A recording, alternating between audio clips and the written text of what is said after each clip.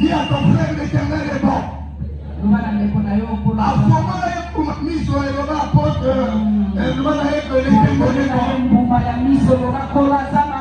Pasteur Cyril, est-ce que je peux prêcher? C'est vrai que je peux prêcher. Alléluia. Amen. Église, est-ce que je peux prêcher? Nous sommes dimanche, je vais encore poser les bases. Mon terme est intitulé le prix à payer. Nous allons tenir un texte très fabuleux, très bien, très merveilleux et glorieux. J'aime bien l'histoire des prophètes dans la Bible. Et surtout l'histoire de Élie et Élisée. Nous savons que Moïse aussi était un prophète. Mais les appels se distinguent. On peut tous être des pasteurs, on peut tous être des prophètes, des docteurs, des évangélistes ou des apôtres. Mais les appels se distinguent. Dieu agit dans ta vie en fonction de ce en quoi il t'appelle. Même dans la chrétienté, les choses se distinguent. Dieu me bénit dans la chrétienté par rapport à l'appel qu'il m'a fait. Toi c'est toi et moi c'est moi. Voici pourquoi il y a l'une des prières que je n'aime pas faire dans ma vie. Je vis toujours de dire Seigneur, bénis-moi comme Abraham. Je ne peux pas être béni comme Abraham. Abraham a été béni selon l'appel qu'il a reçu de Dieu. Et il a été béni par rapport à la relation qu'il a eue avec Dieu. En dehors de la relation, il y a ce qu'on appelle profondément l'alliance qu'il a eue avec Dieu. Et Abraham a été béni par Dieu par rapport au prix qu'il a eu à payer devant Dieu. Par rapport à la consécration. Et l'Éternel avait béni Abraham. Je ne peux pas supporter ce que Abraham a supporté. Moi, j'ai mon cœur et Abraham a son cœur. C'est impossible que je supporte ce que Abraham a eu à supporter. Chacun de nous est béni par rapport à son appel et à sa relation avec Dieu. C'est pas parce qu'un tel s'est marié aujourd'hui que je vais chercher à me marier ensuite. Je ne connais pas ce que Songolo a traversé avec Dieu. Je ne connais pas les efforts qu'il a eu à faire. Je ne connais pas le prix qu'il a eu à payer. Et au moins Songolo c'était son temps. C'était sa saison. Et moi aussi je dois attendre mon temps et ma saison. Et je dois compter sur l'alliance que j'ai avec Dieu. Et supporter le prix à payer pour ma relation avec Dieu afin que je sois béni. Deux personnages très intéressants qui ont influencé le prophétique dans la Bible.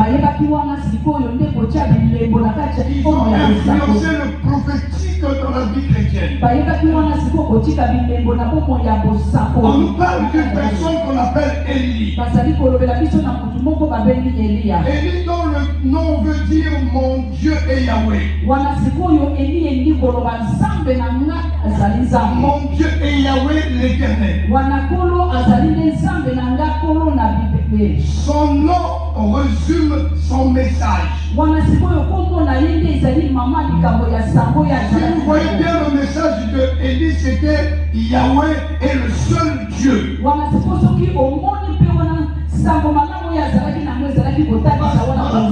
Il lève un défi au prophète de Baal sur la montagne de Carmel.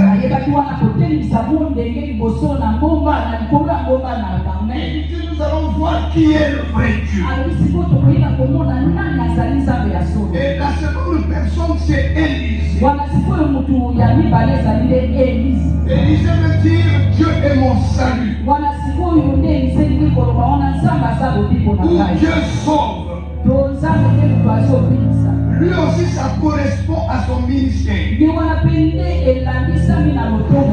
Dieu sauve. Dans le ministère de Élie, il y avait la guérison, la multiplication d'huile, la résurrection des morts, la purification des eaux. L'appel d'Élisée a démontré que Dieu est toujours là pour nous sauver et pour nous aider.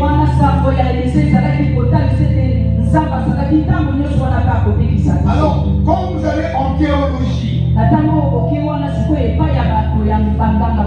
le nom de Élisée, ça forme seulement une phrase. Une phrase qui démontre la grandeur et la puissance de Dieu. L'Éternel est Dieu et Dieu sauve. Élie, l'Éternel est le seul Dieu. Élisée, c'est Dieu sauve. Alors si vous allez en théologie, vous faites des cours, ils vont mettre ça dans une seule phrase. L'Éternel est Dieu et Dieu sauve. C'est vrai que Dieu sauve. Il n'y a pas un autre sauveur. Il y a des gens qui peuvent vous venir en aide, mais ils ne peuvent pas vous sauver. C'est l'Éternel qui sauve. Être serviteur de vos maîtres. Si vous n'êtes pas serviteur de vos maîtres, et si vous n'êtes pas fidèle auprès du service que vous faites auprès de votre maître,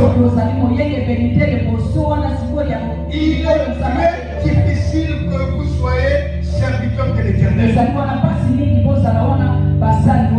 Voilà pourquoi quand vous êtes au pied de un maître, soyez fidèle et servez-le. On parle de Élisée dans la Bible. On dit que c'est la personne qui versait l'eau sur les mains de Élie lorsque Élie voulait manger.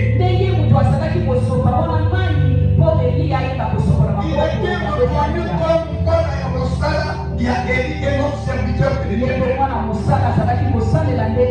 Il était disciple, il apprenait au pied de Élie. La Bible n'a pas eu honte ni fréquente pour expliquer que Élisée était serviteur de Élie.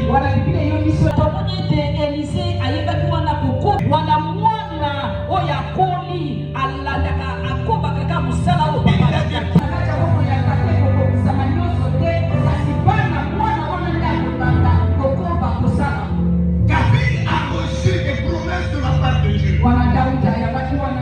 Ils ont conclu des choses avec Dieu que Dieu n'a pas réalisé dans la vie de David, mais qu'il a réalisé dans la vie de son fils Salomon. Dieu avait promis à David la stabilité dans la royauté. Mais tout le temps que David était roi, il n'a pas trouvé la stabilité. Mais la stabilité s'est faite dans la royauté de Salomon.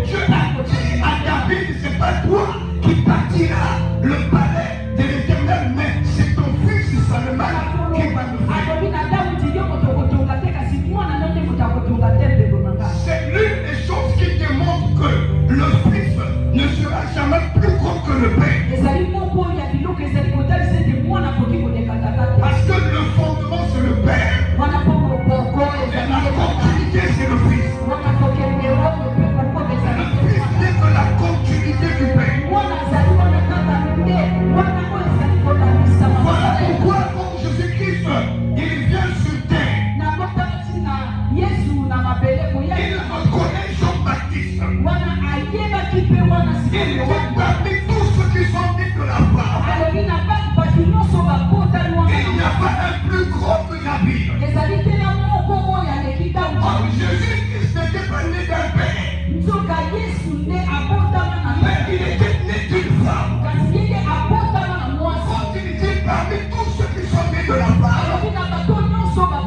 il comprit lui-même à l'intérieur. Il place Jean-Baptiste devant.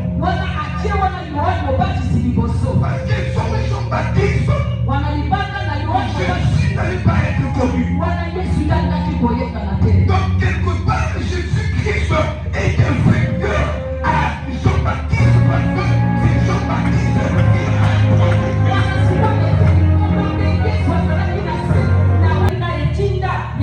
Jésus n'allait pas être toujours plus grand que celui qu'on est aujourd'hui.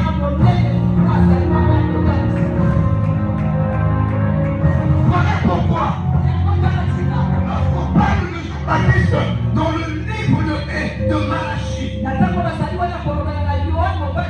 on dit que c'est lui le Élie qui devait venir. Mais quand Élie arrive en Jean-Baptiste, le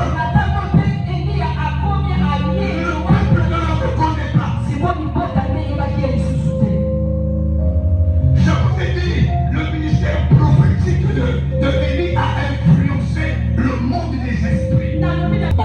Élie a marqué. Alors Dieu n'a pas voulu que Élie meure comme toi et moi. Si Élie mourait par rapport à la grandeur, à l'influence de son ministère, il est un grand ministère prophétique avec impact. Les Israélites, ils devaient faire de sa tombe un lieu de pèlerinage et de recueillement. Il a marqué le monde prophétique. Alors les gens allaient se prosterner comme ils le font aujourd'hui, même les chrétiens, à la tombe de Jésus-Christ. Si vous allez en Israël, il ne faut pas se prosterner. C'est pas public. Il n'est pas pour le tombeau. Même les pasteurs qui vont encore se prosterner là-bas. Le tombeau est vide, ils ne comprennent pas. Qu'est-ce qu'ils vont faire au tombeau? Si c'est pour un pèlerinage, le journal c'était pour Jésus. Toi et moi c'est même Matuku Tchekele.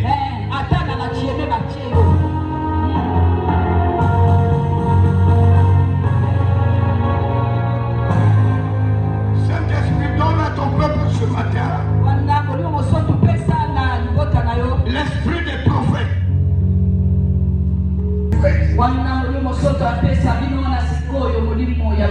Aujourd'hui et toute la semaine, je vous emmène dans le monde des prophètes.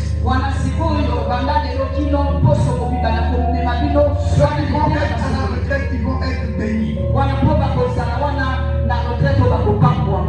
Ça ne serait pas les réseaux sociaux que vous allez visiter, mais ça serait un point de l'Éternel qui apporte des révélations connectées. Alors quand l'Éternel parle à Élie pour qu'il soit enlevé, il s'était à Gilgal.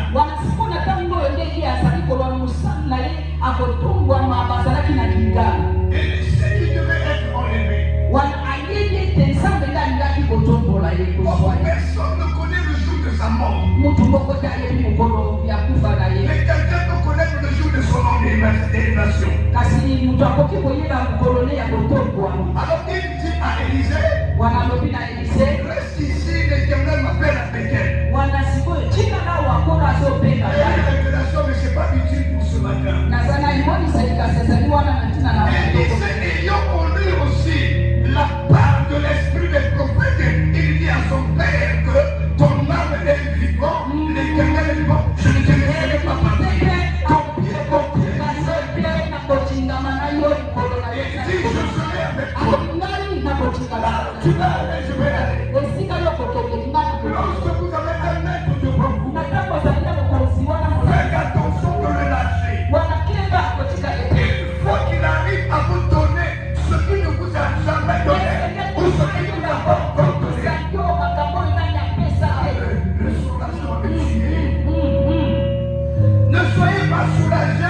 Ne quittez pas votre père tant qu'il ne vous a pas encore donné ce qui est important et essentiel à votre ministère.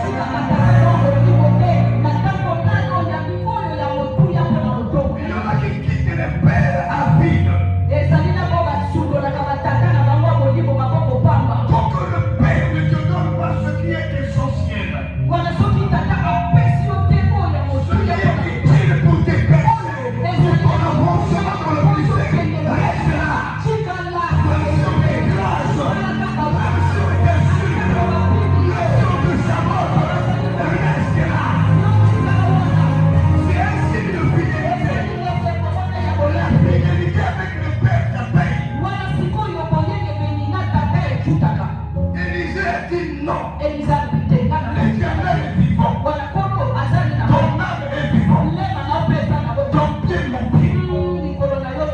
Ils vont ensemble avec elle. Je dis à quelqu'un, serviteur dans cette église, ne t'éloigne pas de ton père. Ne t'éloigne pas de ton père. J'ai eu peur de roche. Ce n'est que dans cette période de travail pour l'enfantement qu'elle n'a pas fait un jour sans rappeler. Pour mon futur, il refuse. Il dit, Père, tu ne vas pas partir avec ces choses. Moi, j'en ai besoin. Chercher à sucer ce qui est dans le Père. Il faut presser le Père. Si le Père n'est pas pressé, il va aller avec le juge. Et dans la coutume africaine, ceux qui connaissent la coutume, ils n'acceptent jamais qu'un père meure sans qu'il dise quelque chose sur ceux qui sont restés. Et ce qui va être important pour leur avenir, c'est ce que le père a dit ou la maman a dit.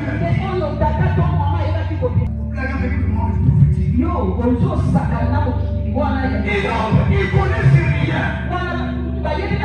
Mais les prophètes qui sont sur eux, le rebelle Élie va être enlevé.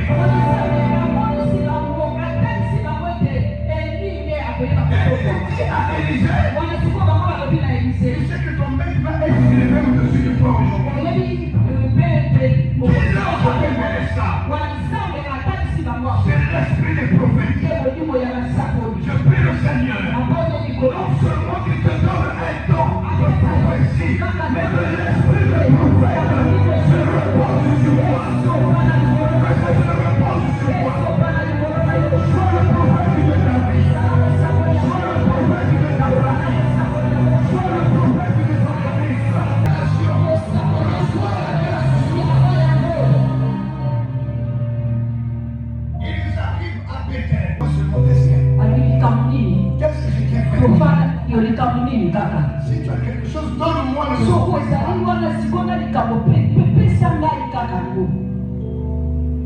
Ils arrivent à Jéricho.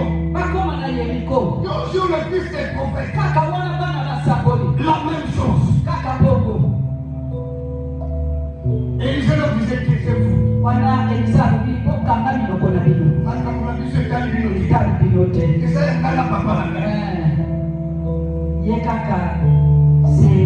À la maison des églises, dans les églises, ceux qui disent Etali papa Nanganangai, Jambi papa Nangai, Bino Etali Binote.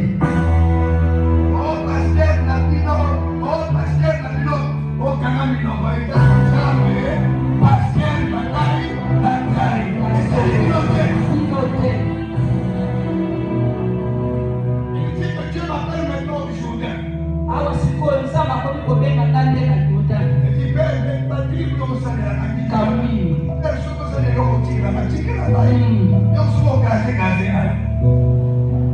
Ils arrivent au Jourdain. Et il prend le manteau. Il frappe les hommes du Jourdain. Les hommes du Jourdain se séparent, ça et là. Et ils traversent dans le sec. Ça c'est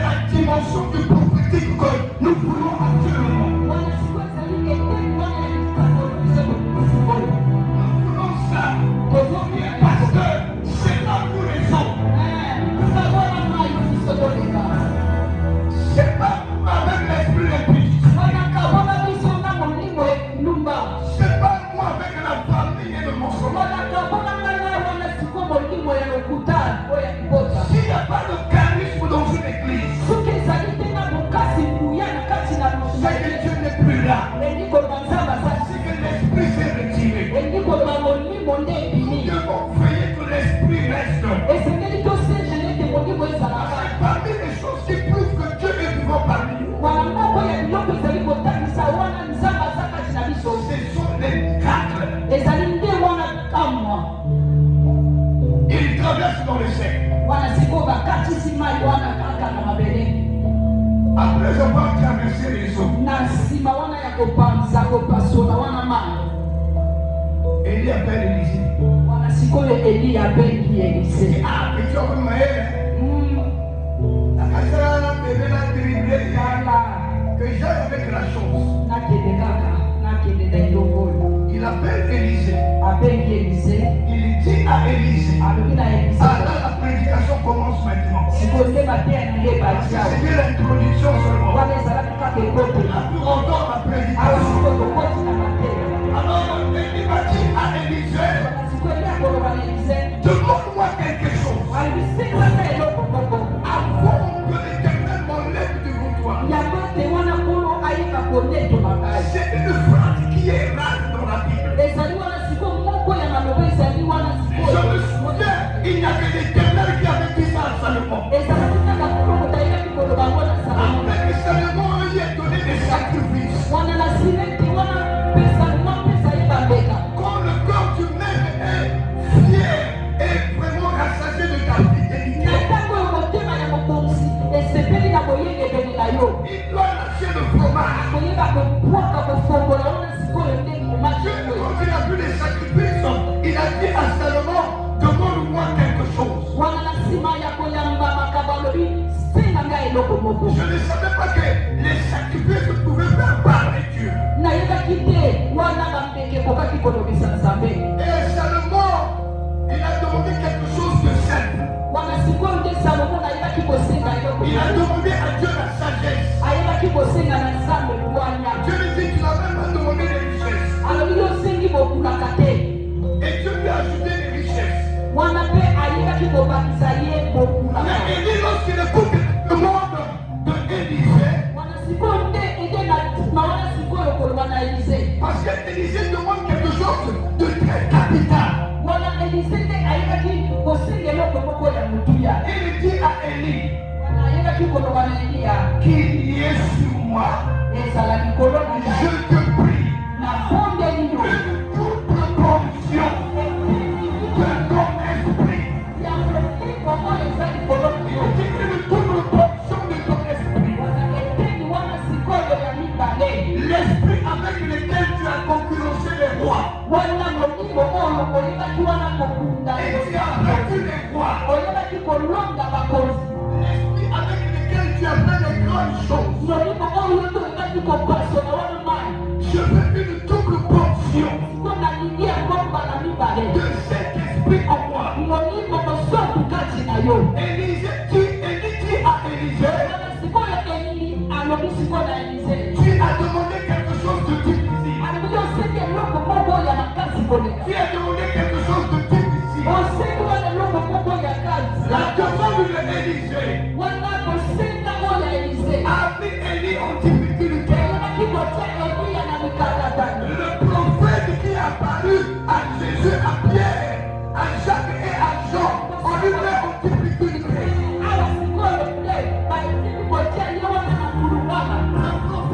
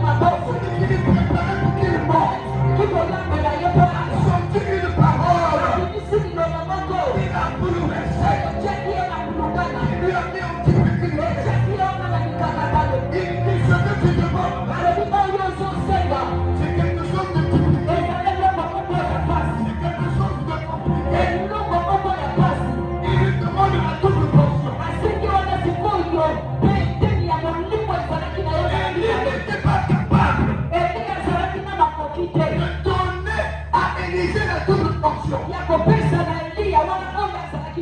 Parce que quand nous allons dans Deutéronome, chapitre 21 au verset 17, la double portion, ça fait référence à l'héritage des aînés. Et que un aîné qui possède la double portion. J'ai décidé de chaque famille. Tout le monde a être reconnu comme le successeur spirituel de l'Église.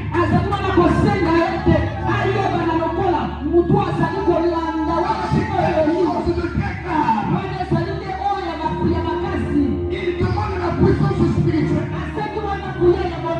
Il ne demande pas le don de prophétie, mais la puissance du ministère prophétique sur lui.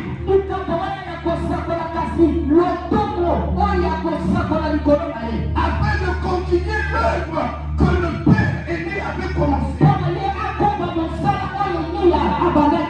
Mais Élie, pauvre de lui, il n'avait pas la double portion. Il n'avait que la portion. Il n'avait que la portion. Il n'avait pas la double portion. Mais comment lui donner la double portion alors que lui-même il a que la portion?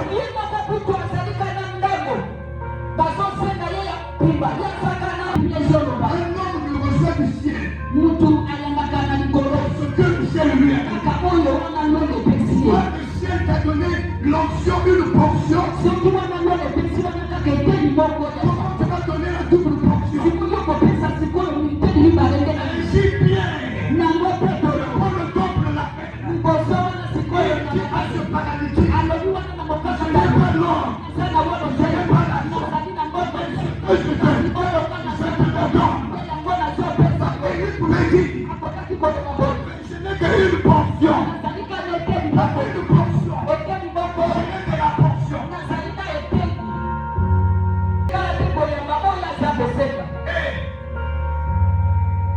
L'esprit prophétique, c'est l'Éternel qui le donne.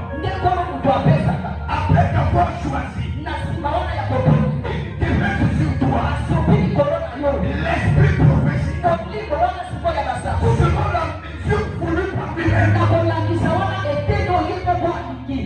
Élie est en train de te dire, la mesure que Dieu m'a donnée, on n'appelle pas ça double. Parce que je n'ai pas reçu l'héritage de premier-né.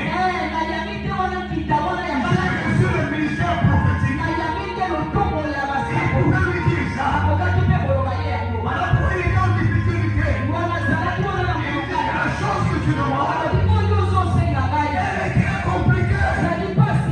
Mais comment je le fais? Élie n'était pas maître de l'esprit des prophètes qui lui a donné. Il ne pouvait pas décider. Même le donner à Élisée.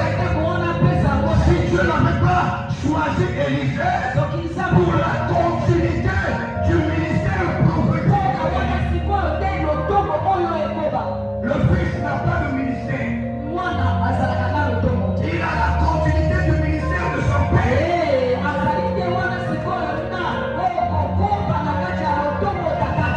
Ainsi, même quand le Fils devient Père,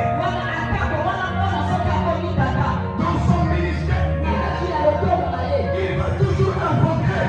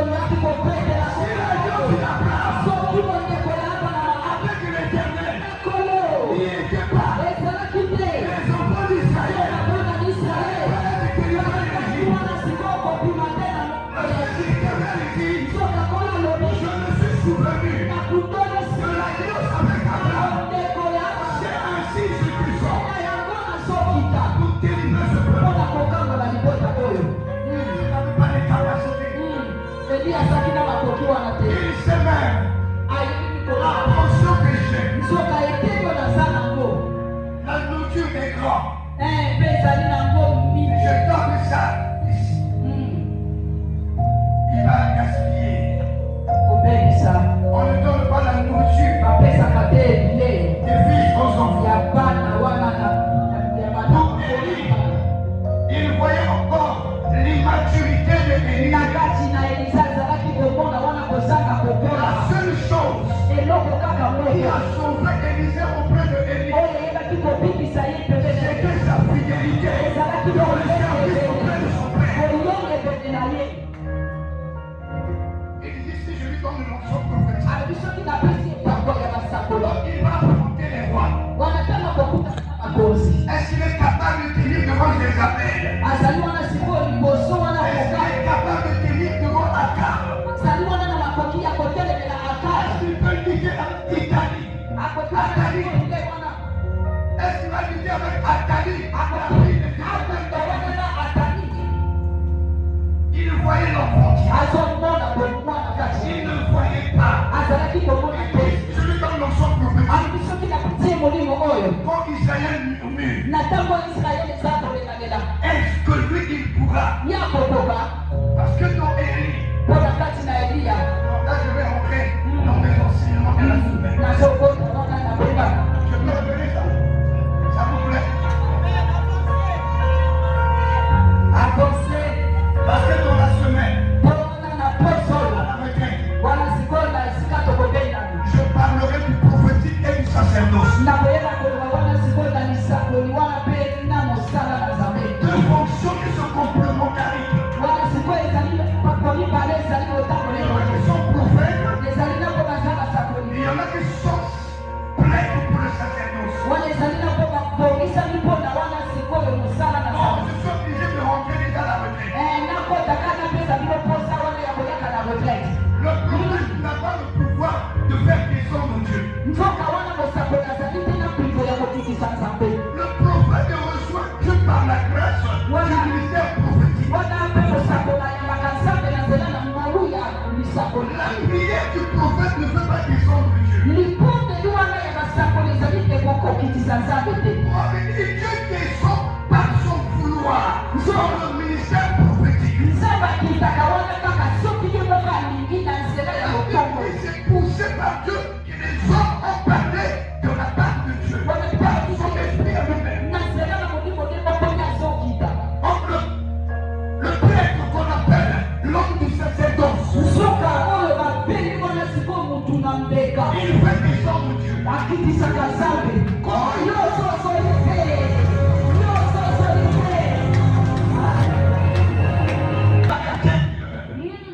Il travaille aussi dehors. Mais le prêtre il est dans l'église. Dans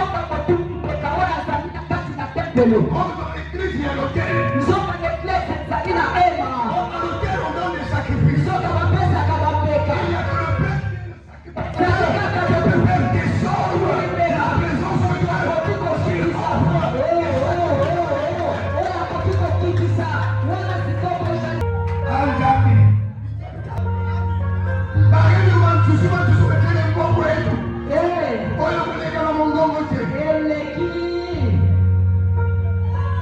Seigneur, aux États-Unis, faire des séminaires, des conférences avec des grands hommes de Dieu. Pour la nourriture et construire.